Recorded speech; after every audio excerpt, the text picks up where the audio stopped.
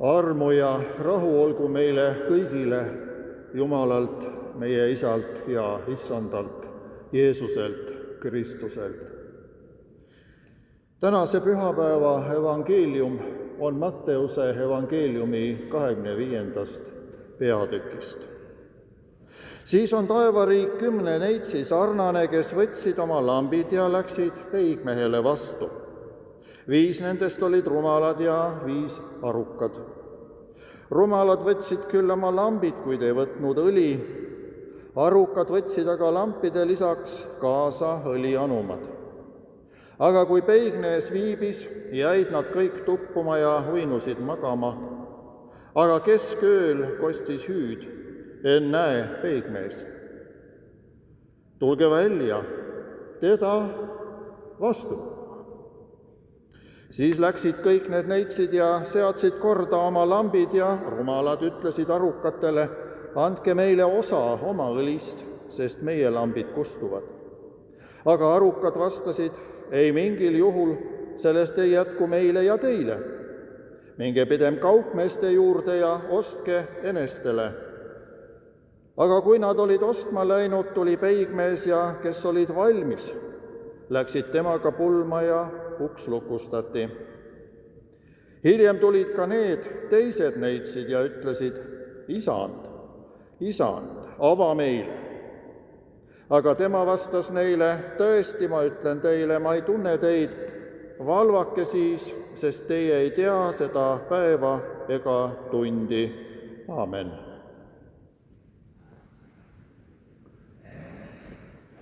Toon teile tervitusi Tallinnast. Täna hommikul vara viis teekond või tõi teekond mind juba siia Tartusse, ülikooli Jaani kirikusse. Aga sellest ilusast kirikust tuleb meil teha nüüd väike mõttereis tagasi 2000 aastat ja veel rohkem Iisraeli. Küsida ja püüda ette kujutada nende inimeste, algsete kuulajate ja hiljem ka lugejate maailma ja mõtete kohast arusaamist ja vastuvõttu selle Jeesuse tähendamise sõna kohta. Missugused võisid olla nende ootused ja nende mõtted, kui nad seda jutustust kuulsid? Pööran korraks tagasi piibli Vanasse Testamenti, sellesse taustamaailma, mille põhjal Jeesuse kuulajad ja hiljem evangelistide ja Pauluse tekstide lugejad neid sõnumeid mõistsid. Jesaja raamatu 62:5 on kirjas: sest nagu noor mees naib neitsi, nõnda naivad sind su pojad, ja nagu peigmees tunneb rõõmu pruudist, nõnda tunneb su Jumal rõõmu sinust. Sinu müüride peale, Jeruusalemm, olen ma seadnud vahid. Nõnda tunneb Jumal rõõmu Iisraelist.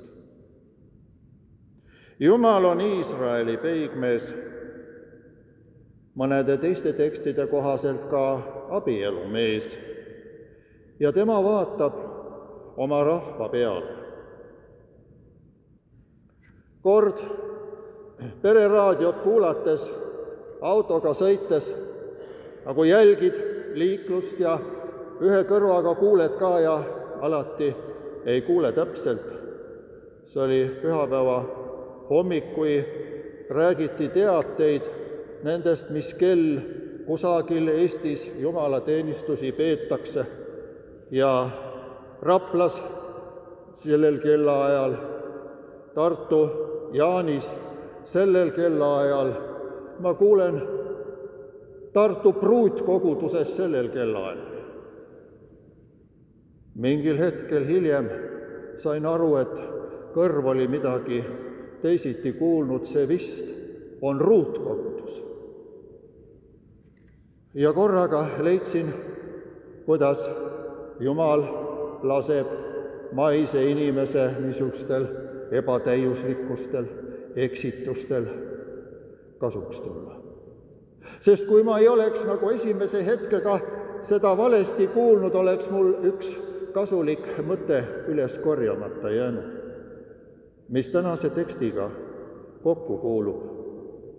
Sest nii Vana Testamendi taustal kui ka Jeesuse õpetuste, aga ka Pauluse tekstide taustal on nõnda, et Iisrael ja Jeesus rahvas on Jumala, on tema poja pruutkogudus. Ja sellisel kombel ka Markuse evangeeliumi 2. peatükk annab meile tekstidest vastuse, kui küsitakse, Johannese jüngrid paastuvad, miks sinu jüngrid ei paastu? Ja Jeesus vastab, ei, peiupoisid ja pulmalised paastu ju sellel ajal, kui peigmees on nende juures.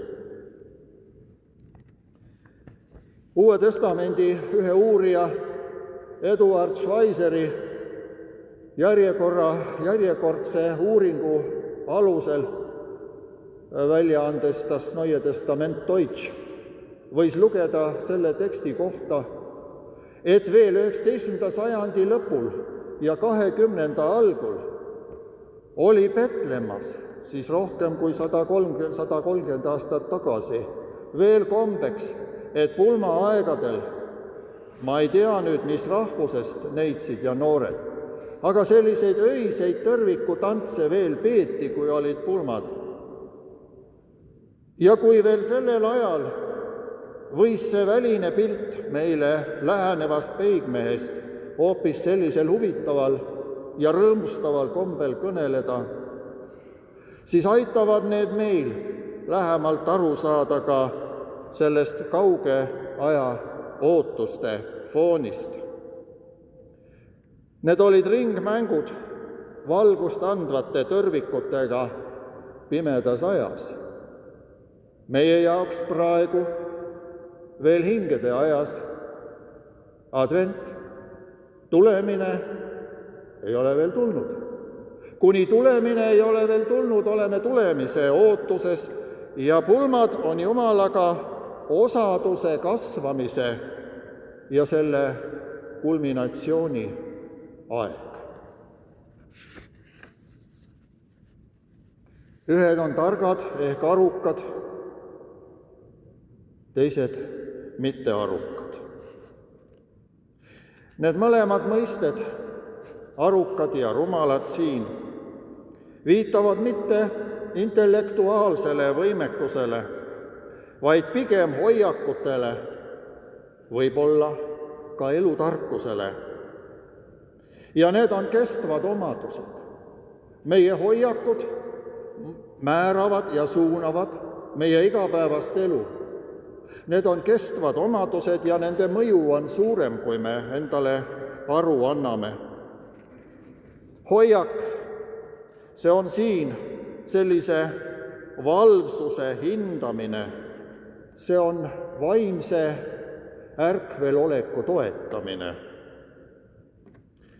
Küllap ka killukene elutarkust on isegi nende noorte neitsite näites näha, sest noorus ei pea tähendama elutarkuse puudumist sellisel juhul, kui elatakse traditsioonide poolt, päranduste ja pärimuste poolt kantavas ühiskonnas, siis võis ka noortel olla juba päritud tarkust ja elutarkust, mida eluks vaja läheb.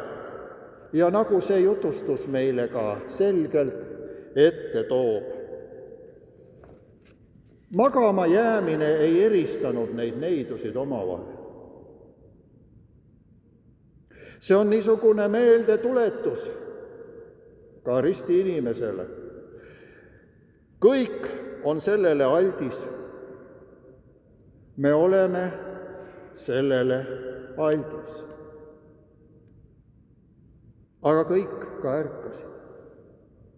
Kui aeg kätte sai, kui hetk tuli, siis ärkasid kõik. Ja need, keda siin arukatena näeme, olid olukordi ette aimanud, olid hoolega valmistunud, olid valmistunud ajahetkele peale magamist.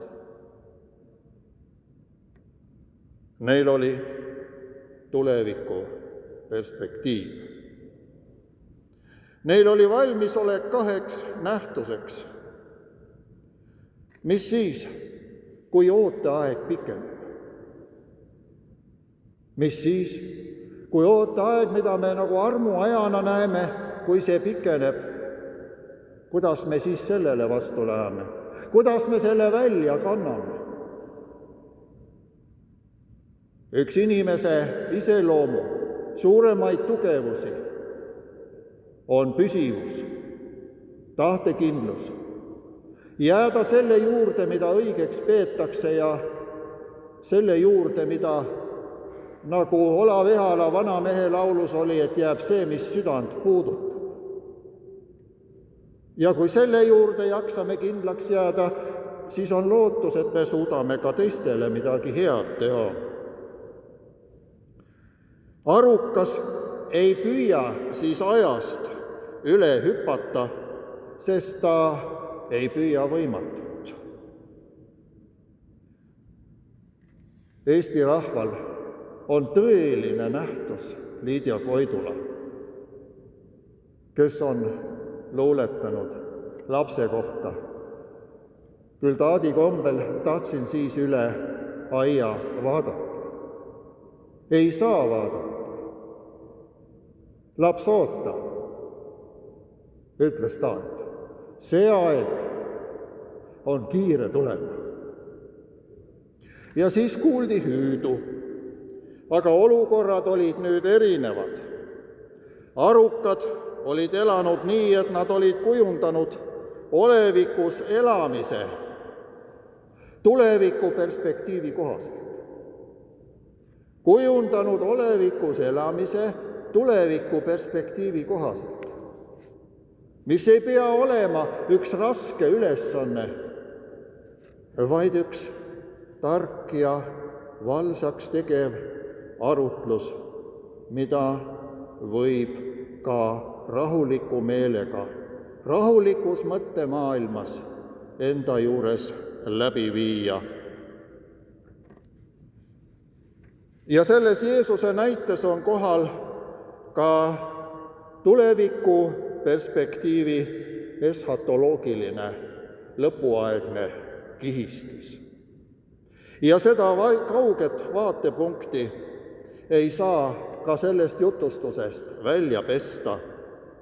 Seda on silmas pidanud ka evangelistid, kui nad selle Matteuse puhul selle 25. peatüki esimesed 13 salmi on asetanud teiste näidete eschatoloogilisele joonele, jutustuse lõngale.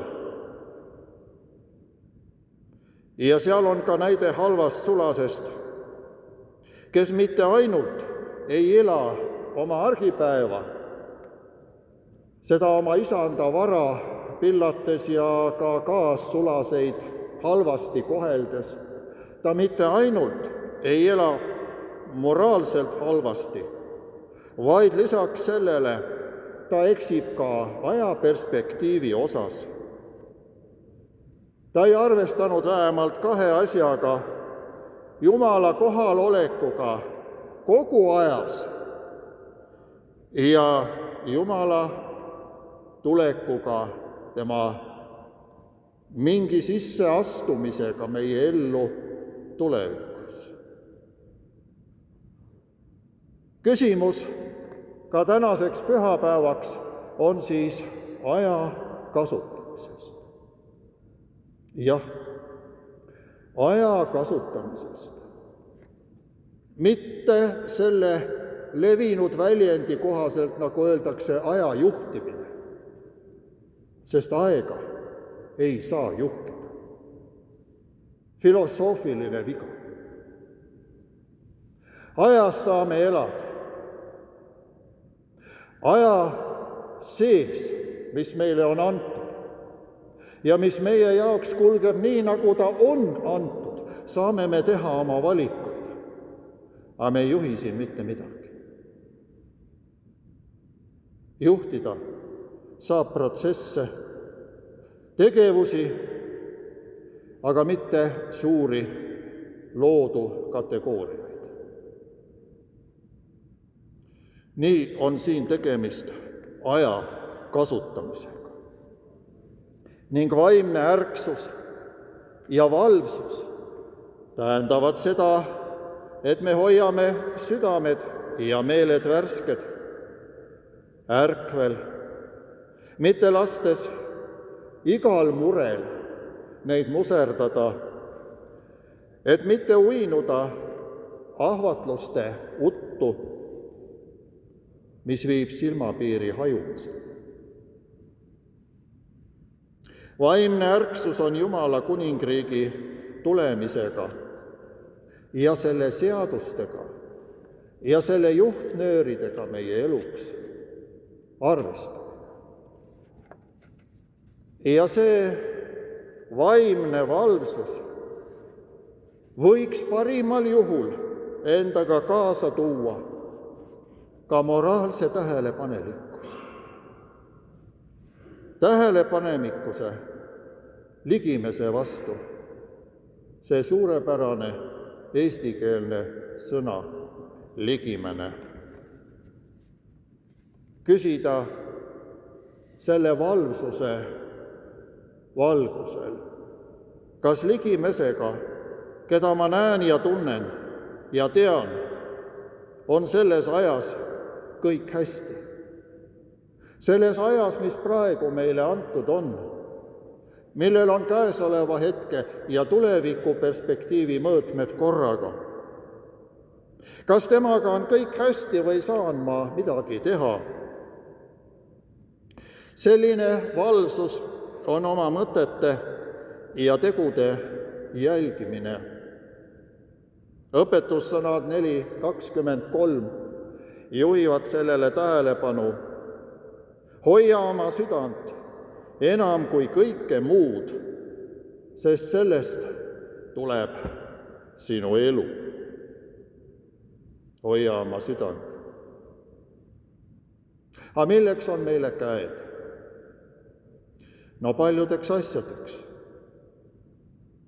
Aga tänase tähendamissõna valgel ka veel selleks, et hoida kinni nende kätest, kes on meile kõige lähemal. Ja püüda sirutada käed nendeni, kes ise meie käteni ei ulatu. Ja seetõttu võime öelda, Jeesuse selle mõistukõne juures tuletatakse meile meelde vähemalt kahte aspekti. Lähiootust. Ja lähiootusel on oma tähendus, aga sellesse ei pea nii-öelda kinni jääma. Ja samal ajal juhitakse tähelepanu püsivusele, truuks jäävale usaldusele Jumala vastu, kelle käes on kõik päevad ja kõik ajad. Aamen.